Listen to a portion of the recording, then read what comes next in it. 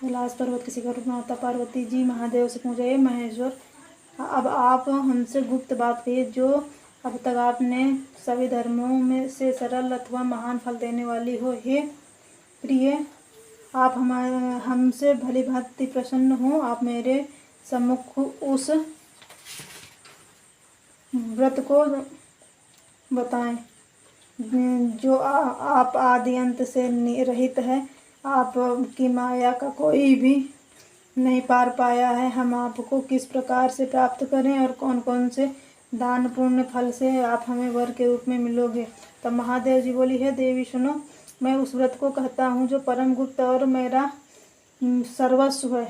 तारा गणों में चंद्रमा, ग्रहों में सूर्य, वर्गों में ब्राह्मण और देवताओं में गंगा, पुराणों में महाभारत, वेदों में शाम, इंद्रियों में मन श्रेष्ठ है, वैसे पुराण देवों में भी इसका वर्णन है, जिसके प्रभाव से तुमको मेरा आसन प्राप्त हुआ। हे प्रिय, वही सब मैं तुमसे वर्णन करता हूँ, आप सुनो। भादव मास के शुक्ल पक्ष की हस्त नक्षत्र या तीज के दिन इस व्रत का अनुष्ठान करने से सब पापों का नाश हो जाता है। हे देवी सुनो, हिमालय पर्वत पर इस व्रत को तुमने किया था, मैं सुनाता हूँ। पार्वती बोली, हे प्रभु, इस व्रत को मैंने किस लिए किया था, ये सुनते ही मेरी इच्छा है, सो कहिए। शंकर जी बोले, आर्यावर्त हिमांचल नामक एक पर्वत जहाँ अनेक प्रकार की भूमि अनेक प्रकार के वृक्षों से सुशोभित है, जिन पर अनेक प्रकार के पक्षीगण रहते हैं, अनेक प्रकार के मृग आदि जहाँ विचरण करते हैं, जहाँ देवता गंधर्वों सहित किन्नर आदि सिद्ध जन रहते हैं, गंधर्व गण प्रसन्नता पूर्वक गान करते हैं, पहाड़ों के शिखर कंचन मणि वैदूर आदि से सुशोभित हैं। वह गिरिराज आकाश को अपना मित्र जानकर अपने शिखर रूपी हाथों को छूता है, जो सदैव बर्फ से ढका रहता है, गंगा के जल से कलकल ध्वनि के शब्दायमान होता है। हे गिरिजे, तुमने बाल्यकाल में उसी स्थान पर तप किया था, 12 साल नीचे का मुख करके धूम्रपान किया था, तब फिर 64 वर्ष बेल के पत्ते का भोजन करके तप किया था, तथा माघ के महीने में मतलब ग्रीष्मकाल में वैशाख की अग्नि में प्रवेश करके तप किया था, सावन के महीने में बाहर खुले में निवार करके अन्न जल त्याग कर तप करती रही। तुम्हारे कष्ट को देखकर तुम्हारे पिता को चिंता हुई। वे चिंतातुर हो सोचने लगे कि इस कन्या का किसके साथ वर्ण करूं। तब दैव योग से ब्रह्मा जी के पुत्र देवर्षि नारद वहां पर आ गए। नारद जी ने तुमको शैलपुत्री देखा। तुम्हारे पिता हिमांचल ने देवर्षि को अर्ध पद्मासन देकर सम्मान सहित बिठाया और कहा कि हे देवी मुनीश्वर, आज आपने यहाँ तक आने का कष्ट कैसे किया। आज मेरा अहोभाग्य आपका स्वभाव आगमन हुआ है, कहिए क्या आज्ञा है। तब नारद जी बोले, हे गिरिराज, मैं विष्णु का भेजा हुआ यहाँ आया हूँ। तुम मेरी बात ध्यान से सुनो। तुम अपनी लड़की को उत्तम वर प्रदान करो। ब्रह्मा, शिव, इंद्र आदि देवताओं में विष्णु के समान कोई नहीं है, इसलिए आप मेरे मन से अपनी पुत्री का दान विष्णु भगवान को दें। हिमाचल ने कहा, यदि विष्णुदेव स्वयं ही मेरी पुत्री को ग्रहण करना चाहते हैं तो फिर इस कार्य में आपका आगमन हुआ है तो मेरे लिए गौरव की बात है। मैं अवश्य उनको अपनी पुत्री दूंगा। हिमाचल की यह बात सुनते ही देवर्षि नारद जी आकाश में अंतर्ध्यान हो गए और शंख चक्र गदा पद्म पीताम्बर धारी भगवान विष्णु के पास जाकर पहुँचे। नारद जी ने हाथ जोड़कर भगवान विष्णु जी से कहा, हे प्रभु, आपका विवाह कार्य निश्चित हो गया। हिमाचल ने प्रसन्नता पूर्वक कहा है, हे पुत्री, मैंने तुमको गरुड़ ध्वज भगवान विष्णु को अर्पण कर दिया है। पिता के वचनों को सुनते ही पार्वती अपनी सहेलियों के घर गई और पृथ्वी पर गिरकर अत्यंत दुखित हो विलाप करने लगी। उन्हें विलाप करते हुए देख उनकी सखियां बोली, हे देवी, तुम किस कारण इतना दुखी हो, हमें बताओ, हम अवश्य तुम्हारी इच्छा को पूर्ण करेंगे।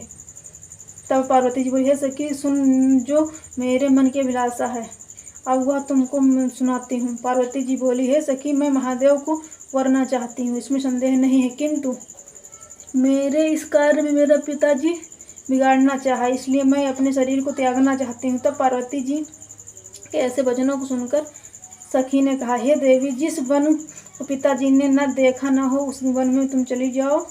तब पार्वती अपनी उस सहेली के वचन सुनकर वैसे वन में चली गई। हे देवी, तब तुम्हारे पिता तुमको ढूंढते ढूंढते घर घर पर ढूंढने लगे और मन में विचार किया, कहीं मेरी पुत्री को कोई देव दानव किन्नर हरण कर ले गया। नारद के को वचन दिया और मैं अपनी पुत्री को गरुड़ध्वज भगवान के साथ वर्ण करूँगा। हाय, अब मैं किस तरह पूरा होगा। ऐसा सोचकर वो बहुत चिंतातुर होकर मूर्छित होकर गिर पड़े। तब सब लोग हाहाकार करते हुए दौड़े। मूर्छा नष्ट होते हुए गिरिराज ने बोले, हमें अपनी मूर्छा का कारण वो बताओ। हिमाचल बोले, मेरे दुख का कारण यह है कि मेरी रत्न रूपी कन्या कहीं का कोई हरण कर ले गया, या सर्प ने दंश मार खाया, अथवा किसी सिंह व्याघ्र ने उसे मार डाला, न जाने कहाँ चली गई, या उसे किसी राक्षस ने मार डाला है। इस प्रकार यह कहकर गिरिराज दुखित हो इस तरह कांपने लगे जैसे तीव्र वायु कांपने अपने कोई वृक्ष हिलाता हो। तत्पश्चात हे पार्वती, तुमको गिरिराज सखियों के साथ वन के ढूंढने के लिए निकले। सिंह व्याघ्र आदि हिंसक जंतुओं के कारण वन बहुत भयानक प्रतीत होता था। तुम भी सखी के साथ घूमती हुई भयानक जंगल में एक नदी के तट पर एक गुफा में पहुंची। उस गुफा में तुम अपनी सखी के साथ प्रवेश कर गई, जहाँ पर तुमने अन्नदान करके बालू का लिंग बनाकर उसमें मेरी प्रार्थना और आराधना करती रही। उसी स्थान पर भाद्रपद मास की हस्त नक्षत्र युक्त तृतीया के दिन तुमने मेरा विधि विधान से पूजन किया। तब रात में मेरा आसन और मैं उस स्थान पर आ गया जहाँ पर तुम और तुम्हारी सखियाँ दोनों थीं। मैंने आकर तुमसे कहा कि मैं तुमसे प्रसन्न हूँ, तुम मुझसे वरदान मांगो। तब तुमने कहा, हे देव, यदि आप प्रसन्न हैं तो आप महादेव जी मेरे पति हों। मैं तथास्तु, ऐसा ही होगा कहकर अब कैलाश पर्वत को चला गया। तुमने प्रभात होते हुए बालू की प्रतिमा को नदी में विसर्जित किया।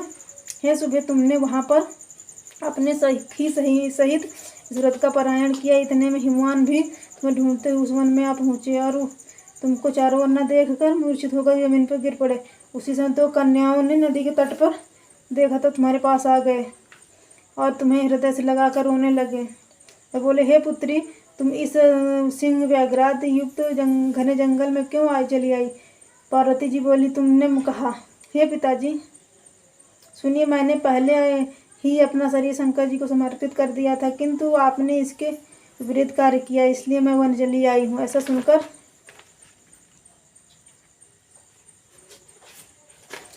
भगवान हिमवान ने फिर तुमसे कहा कि मैं तुम्हारी इच्छा के विरुद्ध कार्य नहीं करूँगा। तब वे तुमको लेकर तुम्हारा विवाह का हमारे साथ लेकर घर आए, तुम्हारा विवाह हमारे साथ हुआ।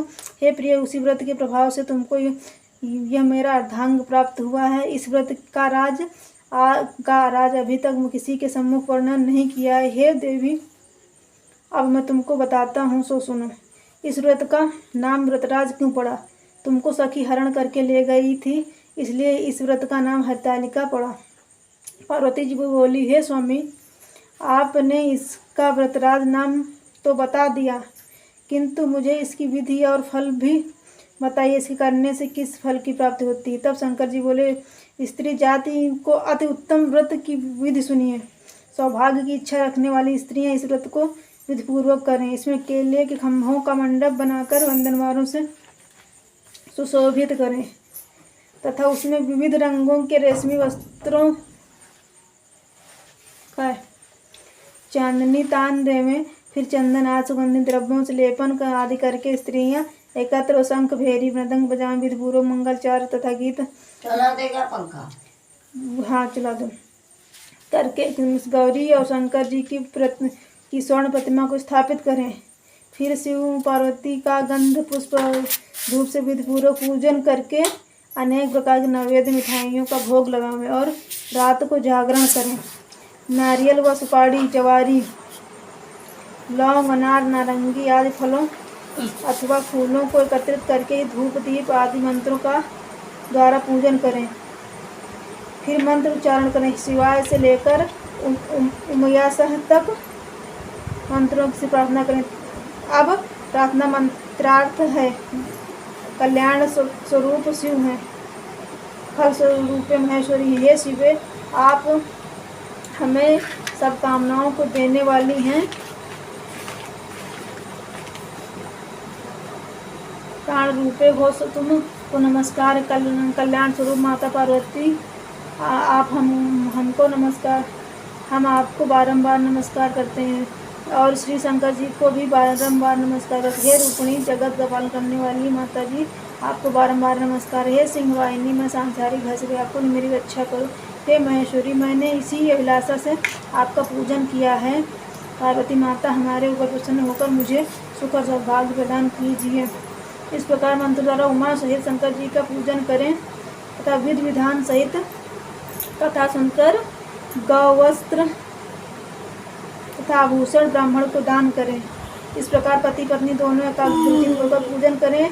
आभूषण वस्त्र आदि की संकल्प करें, ब्राह्मणों को दक्षिणा दे। हे देवी इस प्रकार व्रत करने वालों को सभी पाप नष्ट हो जाते हैं। फिर वह 7 जन्म राज्य सुख सौभाग्य की भोगती हैं। जो स्त्रियां इस तृतीया के दिन अन्नहार करती हैं वो 7 जन्म तक बंध्या एवं विधवा होती हैं। जो स्त्री इस व्रत को व्रत नहीं करती कहा चिपकी जा चिपकी कहा जा रही पहले वाले गाँव व्रत नहीं करती हैं। जो स्त्रियां इसको व्रत नहीं करती हैं भूल गए नहीं करती हैं वो धन और पुत्र शोक से अधिक दुख भोगती हैं तथा घोर नरक में जाकर कष्ट पाती हैं। इस दिन अन्नहार करने वाली सभी सुकरी होती, फल खाने वाली सभी वानरी होती, जल पीने वाली सभी टिटहरी होती, शरबत पीने वाली जोंक तथा दूध पीने वाली सर्पिनी होती हैं, मांस खाने वाली बाघनी होती, दही खाने वाली बिल्ली होती, मिठाई खाने वाली तथा सब चीज़ खाने वाली मक्खियों का जन्म हो पाती हैं। सोने वाली अजगरी होती, पति को धोखा देने वाली का जन्म पाती हैं।